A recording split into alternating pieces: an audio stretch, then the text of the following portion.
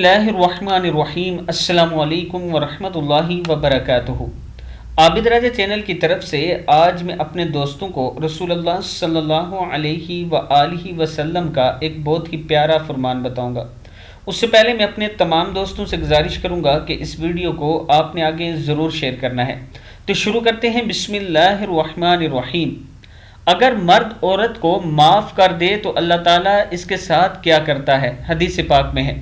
حضرت ابو ہریرہ رضی اللہ تعالیٰ عنہ فرماتے ہیں، حضور اکرم صلی اللہ علیہ وآلہ وسلم نے اپنی وفات سے پہلے کے خطبے میں ارشاد فرمایا کہ جس شخص نے کسی عورت یا لونڈی پر گناہ کی قدرت پالی اور اس کو اللہ تعالیٰ کے خوف سے چھوڑ دیا، یعنی گناہ کرنے سے باز آ گیا، تو اس کو اللہ تعالیٰ بڑی گھبراہٹ کے دن میں امن نصیب کرے گا، اس کو دوزخ پر حرام کر دے گا اور جنت میں داخل فرما دے گا۔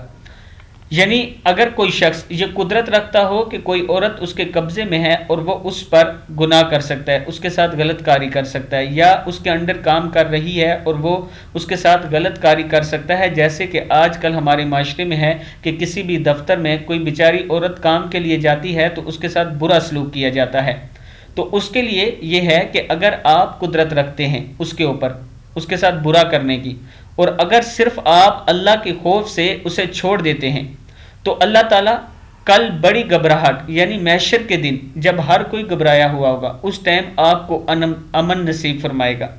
اور دوزخ آپ پر حرام کر دے گا اور جنت میں داخل فرما دے گا۔ اب وہ دوست جن کے ساتھ یا جن کے انڈر لڑکیاں کام کر رہی ہیں، وہ اس حدیث کو سن لیں اور اس پر غور کر لیں،